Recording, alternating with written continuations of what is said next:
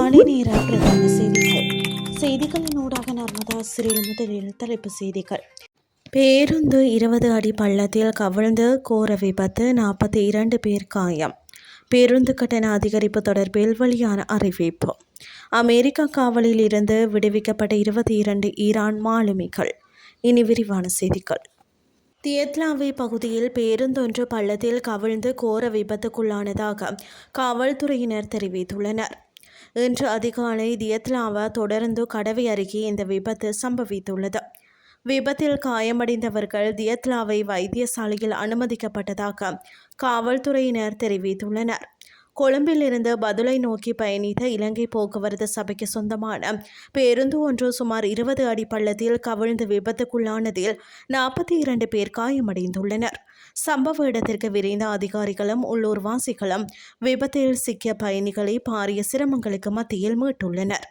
இதில் 36 ஆண்களும் 6 பெண்களும் மருத்துவமனையில் அனுமதிக்கப்பட்டுள்ளதாக காவல்துறையினர் தெரிவித்துள்ளனர். அவர்களில் 2 கவலைக்கிடமான நிலையில், ஒருவர் பதுளை வைத்தியசாலைக்கு மாற்றப்பட்டுள்ளதாக தியத்லாவா வைத்தியசாலையின் பேச்சாளர் ஒருவர் தெரிவித்துள்ளார். எதிர்வரும் ஜூலை 1ஆம் தேதி முதல் பேருந்து கட்டணங்கள் அதிகரிக்கப்பட உள்ளதாக அறிவிக்கப்பட்டுள்ளது. தேசிய போக்குவரத்து ஆணைக்குழுவின் வருடாந்த பேருந்து கட்டண திருத்தத்திற்கு அமைய இந்த கட்டண அதிகரிப்பு நடைமுறைப்படுத்தப்பட உள்ளது. குறித்த விடயத்தை தேசிய போக்குவரத்து ஆணைக்குழுவின் தலைவர் பொறியியலாளர் PA சந்திரபால தெரிவித்துள்ளார். இது தொடர்பில் கருத்து தெரிவித்த தேசிய போக்குவரத்து ஆணைக்குழுவின் தலைவர், இதற்கான முன்னேற்பாடுகள் தற்போது முன்னெடுக்கப்பட்டு வருவதாக குறிப்பிட்டார். ஜூலை மாதத்திற்கான எரிபொருள் விலை மாற்றத்தை கருத்தில் கொண்டே பின்னரே கட்டண உயர்வு தொடர்பான சதவீதங்கள் அறிவிக்கப்படும் என்றும் அவர் மேலும் தெரிவித்தார்.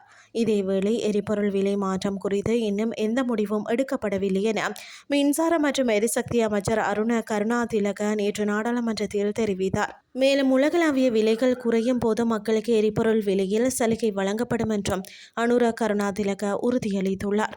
இனி வெளிநாட்டு செய்திகள். அமெரிக்க அதிகாரிகளால் கடலில் வைத்து சிறைப்பிடிக்கப்பட்ட லேனோர் டவீனா கப்பலை சேர்ந்த 22 ஈரான் மாலுமிகள் பாகிஸ்தானின் கராச்சி நகரை வந்தடைந்துள்ளதாக தெரிவிக்கப்பட்டுள்ளது. அந்நாட்டின் துணை பிரதமரும் வெளியுறவு அமைச்சருமான இசாக் தார் இதனை தெரிவித்துள்ளார். ஈரான் மீதான கடல்சார் வர்த்தக தடையின் போது இந்த மாலுமிகள் அமெரிக்காவால் சிறைப்பிடிக்கப்பட்டிருந்தனர். இது குறித்து மேலும் கருத்து தெரிவித்த இசாக் தார், விடுவிக்கப்பட்ட மாலுமிகள் அனைவரும் தங்களது சொந்த நாட்டிற்கு பாதுகாப்பாகவும் விரைவாகவும் திரும்புவதை உறுதி செய்ய பாகிஸ்தானில் உள்ள ஈரான் தூதரக அதிகாரிகளுடன் இணைந்து இறுதி ஏற்பாடுகள் செய்யப்பட்டு வருகின்றன என தெரிவித்துள்ளார்.